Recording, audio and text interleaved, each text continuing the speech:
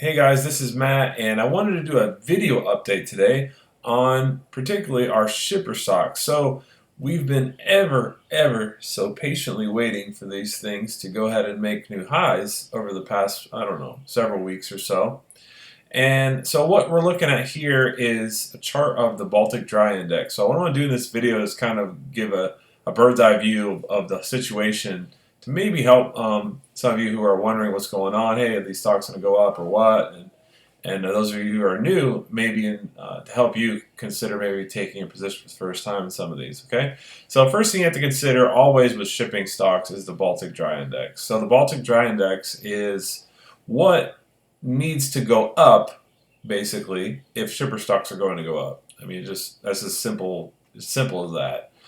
These companies get paid based on the rates of this particular index. So you can see what happened in late March. It peaked out, tried to come up again in April, but made a lower high.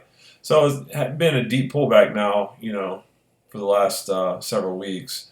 So the good thing is that I saw in the last few days is that it bottomed right here around 1,000 and it's starting to come up a little bit. So if we can stabilize and hover between 1,000 and 1,200 over the next week or two, I think we're in good shape. So I do also want to note that I think we've hit at least a mid, maybe even a long-term bottom in shipping in this index here, which is tremendously bullish for all of our shipper stocks. Okay, so let's go through the three current picks that I have, and we've had some more in the past, so we've kind of gotten out of a couple of them. SB got out of that one and a nice profit. SINO got out of that one with a small profit. So let's look at the ones that we're currently in, though. So the first one I want to talk about is teeny tiny GSL. So as we look at a chart here together, as I'm filming this video, this thing is all the way down at 128 a share, way down here at the bottom of this range, right? And so this is one of the shippers that is not very liquid, meaning there's not much dollar volume, only 6,000 shares so far today. It's already lunchtime. But as you can see, when it gets going, it really gets going. And the reason I like this is because this is it's a tiny market cap shipper stock, not much volume, but it does still have good management. Let me illustrate my point. So if you look at the recent results out of Global Ship Lease (GSL), you can see the comments from the CEO here. They're not puffing themselves up. They're not saying our ultra great technology, like you see with some penny stock press releases. He's talking about maximizing value of our long-term charters, high levels of vessel utilization, and controlling costs. That's one I really like there. You don't see that too much sometimes with these public companies. They don't really care how much money they're spending or losing for their shareholders because they almost have an endless supply of money through debt financing and things like that.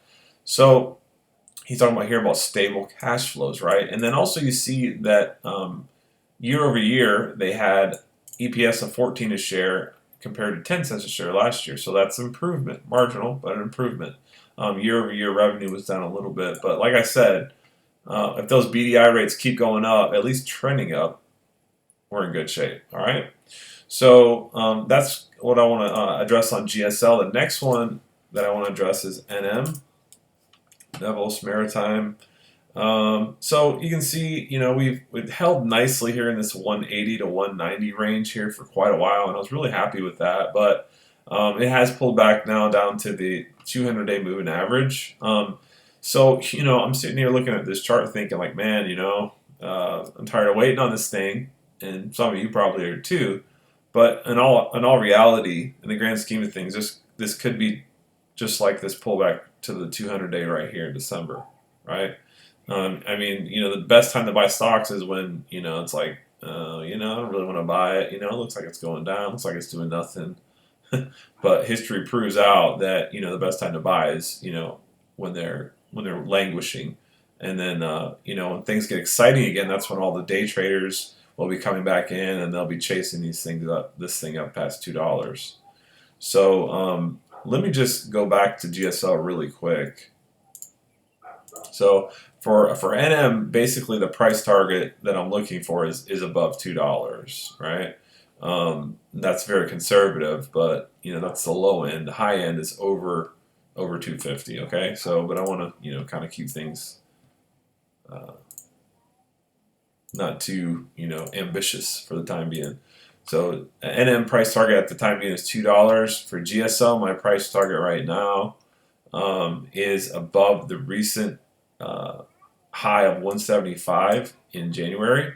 So I want to see it get back above 175, okay, and then we'll reassess things. So that being said, again, here you got another one that's pulling back. Nobody cares about these shipper stocks right now. Nobody's talking about them on Twitter, right? None of the day trader chat rooms give a crap about them, right? So again, here you have a decent, a well-run company. It's a penny stock. It's not liquid, but when the volume comes back, it'll be liquid enough to sell and take nice gains. So again, it's up to you, but I think this is an attractive entry point, in my opinion, right here around 128. Okay. So the last one I want to address, our last current shipper, is NMM. So this is a little bit different structure to the company compared to NM, with in regards to the distribution that they pay out. I believe right now that distribution is either very low or it's been temporarily halted because of the big drop in BDI prices over the last couple of years. But this is a different structure to this company, and so basically, if shipping ever comes back the way it did, it was before the financial crisis, 2008. This could be easily, well, let me rephrase that. I don't want to say easily, but this could be a 10 bagger plus pay out a nice dividend. Okay, so that's long term. I'm not really looking towards that long down the road, but I did want to mention it. So basically, my price target here, what I'm looking at right now, with it way down 173, is I'd like to see it ramp up past this recent high as early as mid-March, right here at 265. So I'd like to see it zoom up 265, and then we'll say, hey, maybe we need to sell. Maybe not. So, but that's what I'm looking for now. Again, 200-day moving average, right? What do you see here?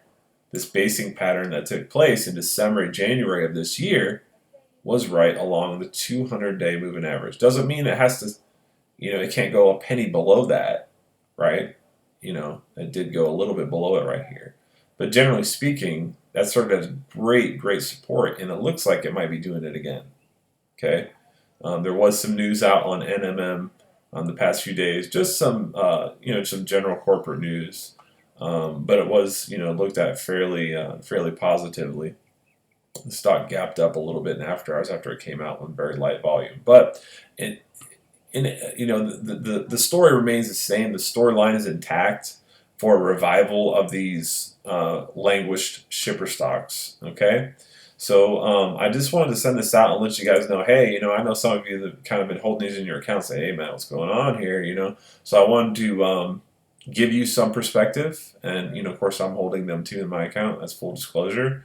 I do have all three of these stocks in my portfolio. Okay, and so I wanted to update you on these stocks, and then the last thing I wanted to mention is that next week I'm going to be doing I'll probably do a webinar. I might just put out a video, but I'll probably do a webinar.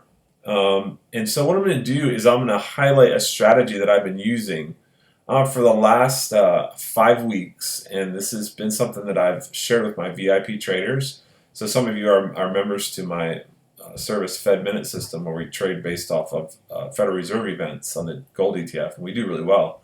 But I found something very similar to that I trade based off the weekly oil numbers that come out every Wednesday. All right.